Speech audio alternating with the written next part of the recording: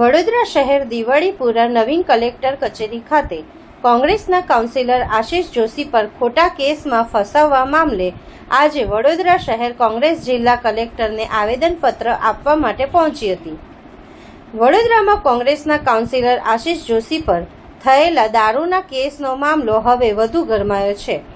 આ કેસમાં પક્ષપાતી વલણ અને અન્યાય થતો હોવાના આક્ષેપ સાથે કોંગ્રેસના આગેવાનો અને કાર્યકરોએ કલેક્ટરને આવેદનપત્ર આપવાનું નક્કી કર્યું છે। આ મામલાની મુખ્ય વિગતો નીચે મુજબ છે। મુખ્ય આરોપીને રાહત। કોંગ્રેસનો આક્ષેપ છે કે આ કેસના મુખ્ય આરોપીને જામીન આપી દેવામાં આવ્યા છે, જ્યારે રાજકીય દબાણ હેઠળ આશિષ જોશીને હેરાન કરવામાં આવી રહ્યા છે। જૂના કેસોની કલમોનો દુરુપયોગ। આવેદનપત્રમાં એ મુદ્દો ખાસ ઉઠાવવામાં આવ્યો છે કે આશિષ જોશી પર કિન્નરખોરી રાખીને જૂના કેસોની કલમો લગાડવામાં આવી રહી છે, જે કાયદાકીય રીતે યોગ્ય નથી। ન્યાયિક તપાસની માંગ। સમગ્ર પ્રક્રિયા શંકાસ્પદ હોવાનું જણાવીને કોંગ્રેસના આગેવાનોએ આ મામલે તટસ્થ અને ન્યાયિક તપાસ થાય તેમજ આ વિવાદનું યોગ્ય નિરાકરણ આવે તેવી ઉગ્ર માંગ કરી છે। રાજકીય વર્તુળોમાં આ મુદ્દો અત્યારે ભારે ચર્ચાનો વિષય બન્યો છે અને કોંગ્રેસના આ મામલે જિલ્લા કલેક્ટર કચેરી ખાતે આવેદનપત્ર આપવા માટે પહોંચ્યા હતા। આ સંદર્ભમાં વડોદરા શહેર કોંગ્રેસ પ્રમુખ ઋત્વિક જોશી મીડિયા સમક્ષ પ્રતિક્રિયા આપી હતી। સાથે જ સેજલ વ્યાસ પણ મીડિયા સમક્ષ પોતાના પ્રતિક્રિયા આપી હતી। આજે કોંગ્રેસ પક્ષ તરફથી આશિષભાઈ જોશી સામે જે રીતના પગલાં ભરવામાં આવ્યા છે, ખોટા પગલાં ભરવામાં આવ્યા છે। જે દારૂ વેચે છે, જે દારૂ લઈને પકડાયો છે, જે દારૂની ડિલિવરી કરે છે, જે દારૂ ક્યાંથી લાવ્યો છે, એ કોઈને અરેસ્ટ નહીં, એ બધા છૂટી ગયા, કોઈની સામે કોઈ ગુનો નહીં।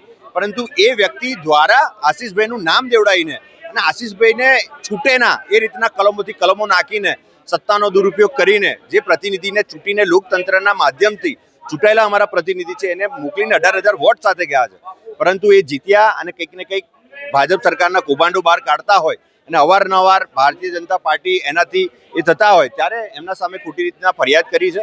અમારો એનો વિરોધ છે। લોકતંત્ર છે, તાનાશાહી નહીં ચલાવાય। આજે અમે અમારા લોહી સાથે રાજ્યપાલને રજૂઆત કરી છે કે અમે હવે આ તાનાશાહી સામે સહન નહીં કરીએ, અમે આના વિરોધમાં છે।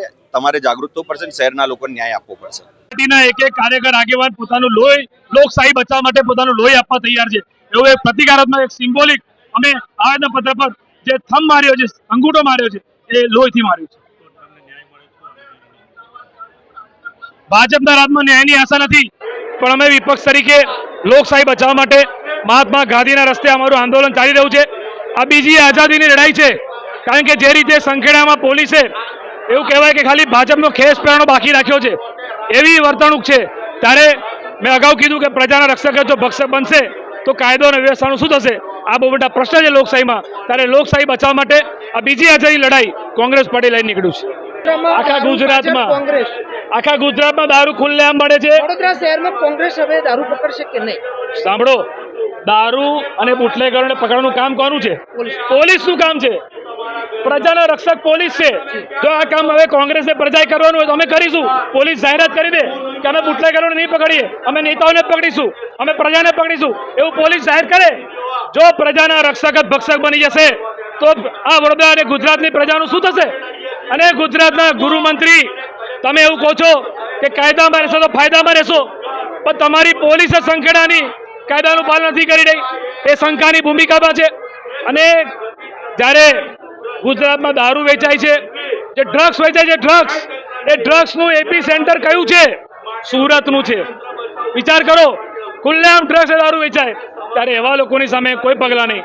અને ચૂંટાયેલા નગરસેવક આશિષ જોશી, જેને હરણી બોટ કાંડના પીડિત પરિવાર માટે કોંગ્રેસ પક્ષ સાથે ઉભા રહીને ન્યાયની લડત લડી આંદોલન કર્યું, એવા આશિષ જોશી સામે આવા કડક પગલાંને જેલના સળિયા પાછળ, ત્યારે આવા બેવડા વલણને અમે વખોડીએ છીએ અને માટે આજે રાજ્યપાલને આવેદનપત્ર કલેક્ટરના માધ્યમથી મોકલીએ છીએ।